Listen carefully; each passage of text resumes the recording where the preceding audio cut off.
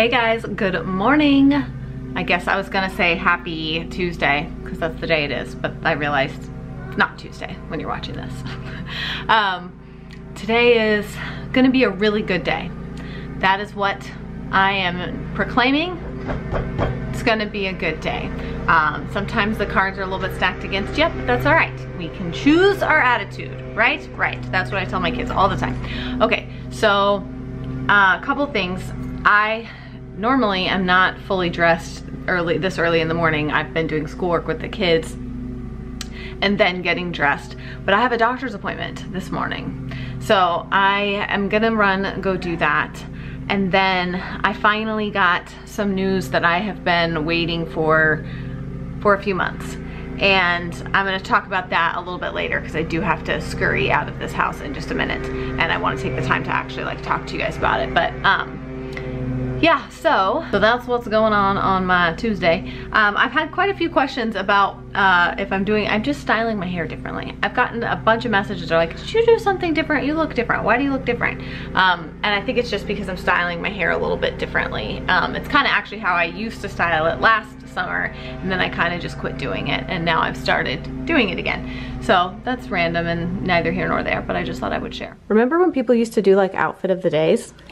So we're gonna do that just for funsies. These are crazy old jeans from Old Navy. This is a sweater that I got, I think from the Loft. I shared it in a fall haul because remember it has the little like open back piece, which is kind of cute. It's only like 55 degrees today, so definitely I can still get away with wearing like sweatery type things. And then I'm wearing my grandpa loafers. I shared these on my other channel in a haul, or not in a haul, but just as a favorite because I have been loving my grandpa loafers from Target. So I know they're not everybody's taste, but I really like them. And then I also got this necklace. I don't know if this is gonna, I don't know what to do. What do I do with my hands? Ah, that's too close. It's all wrong. Whatever I'm doing is not working. But I got one of those Made by Mary necklaces. Shoot, I don't know if I'm gonna be able to, I'll try to show you in better light, but I got the kind that's like the 2 discs, so there's like a flower on this one and then it says mama on this one. Except funny story, don't order something like that very late at night when you should be sleeping, because I don't know what I was thinking. They had a sample and it was spelled, I don't remember how it was spelled, but anyways, I always spell mama for anything like this I've ever done, like M-A-M-A. And for some reason, I ordered this necklace spelled M-O-M-M-A. And while technically that is a version of mama, it is not how I think of it. And when it came in, I opened the box and I was like, what? Like, what? I mean, it's my fault, like that I ordered, it's not their fault. That's what I ordered, but I'm just like, I really shouldn't be allowed to order things late at night. I should make myself wait until the sun rises and my brain is turned back on and then I could try again. Okay, today's video is sponsored by RX Saver by Retail Me Not. I'll share more about them a little bit later. Stella! Your monkey. So 5 signals. 5 babies. Did you just say that? My butter has. Go ahead. Okay, I've arrived here at the doctor, and there is a delicious looking Mexican restaurant across the street that I have never been to. I'm not gonna go by myself though right now. I'm gonna go into the doctor and then I will catch up with you guys after that. Okay, well, the appointment went great. Apparently I have fragile veins there, and here before they actually got the blood that they needed for my blood work. So that was fun, and also ouch. And she said, you have really fragile veins, and both of, I'm not a phlebotomist or a nurse, so I don't know exactly, but she said this one blew and this one blew. So she's like, you're gonna have some bruising and swelling and other stuff in those areas. So that's not fun. But, so I'm gonna go get myself a cup of coffee. I have to pick up a prescription and then I'm heading home. Do you want to redo your bedroom? Yeah. Do you want to, what do you want to do? What color do you want your bedroom? Big. Pink? Yeah. Yeah. Do you want to have a ballet bar in your bedroom? Yes. So you could do ballet? Yeah, TV. Yeah, just like on TV. Yeah, my tablet. Yeah, on your tablet. How's that sound? I literally have no idea why I never thought of this, but I got this like pink and white checked wallpaper. It's like a buffalo print wallpaper for her room. Hold on, babe, 1 second. I got it like months ago, but we're finally just now getting around to hopefully redoing rooms. And I was thinking the other day, and I'm like, why don't I put a ballet bar in Rosie's room for her? Like, and so I started like, is that a weird thing? Is that something people do? So I went and looked on Pinterest, and I found a bunch of really cute little girls' rooms, and I mean, it's so simple. Like, I just need to go get a big mirror from somewhere, maybe IKEA or Home Goods. I'm gonna see if I can find like a big mirror. And then you just put like stair railing, and you know, you can do all kinds of pretty little, my brain isn't working today. It's probably because I took so much blood out of me. But you put like the same thing that you attach the stair railing to the wall with, and you put it on either side of the mirror. I'm like, how cute is that? And then I also thought I might look for one of those like mannequins. I see them sometimes at Hobby Lobby, and that you can like put a tutu on and stuff. So she has like this whole little ballet corner in her room. I'm probably more excited about it than she is at this point, but I think it's going to be really cute. Shelby and Kennedy were never into that kind of stuff when they were little, so I'm kind of excited that Rosie is like way into it. And yeah, I don't know, I'm just excited to kind of do her room something really special for her. Okay guys, I'm back. I'm like an injured panda, but I wanted to tell you guys, so today's video is sponsored by RX Saver by Retail Me Not.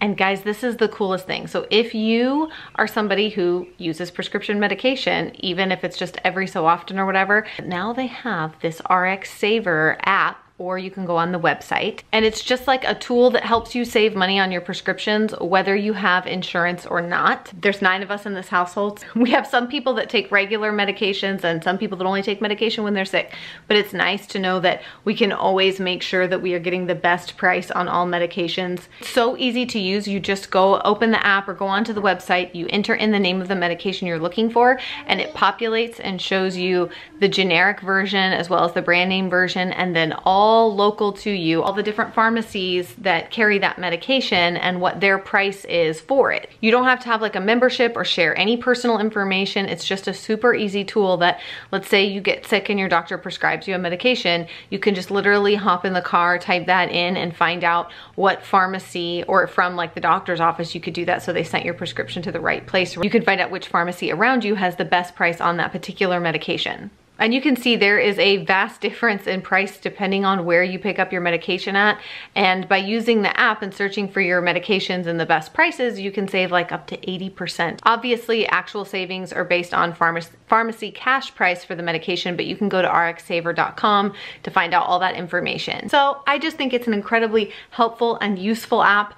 It's a win-win, and I love sharing stuff like this with you guys that I feel like is going to be helpful to you in some way and make your life a little bit easier in some way. So definitely check out rxsaver.com. It will be listed down below in the description box, and y'all can start saving on your prescription medications right away. You practicing making spit bubbles? That's Millie. That's Millie Moo. Yeah, there she is. That's Millie Moo.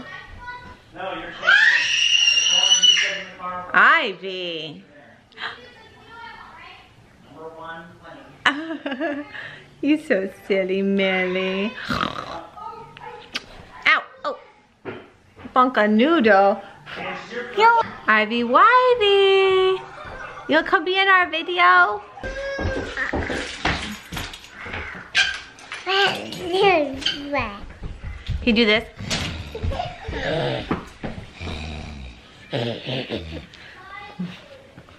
You crazy. Oh, whoa.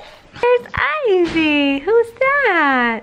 Who's this beautiful girl? Look at those teeth. Look at those teeth. And the Millie. And the Ivy. Oh, they're so sweet. Oh. Okay, so Daddy left. He took Noah, Jonah, and Rosie with him to go grab some dinner. I can't remember if I talked about this or not, but we're having, please don't spit, don't spit, no, no, no, that's yuck.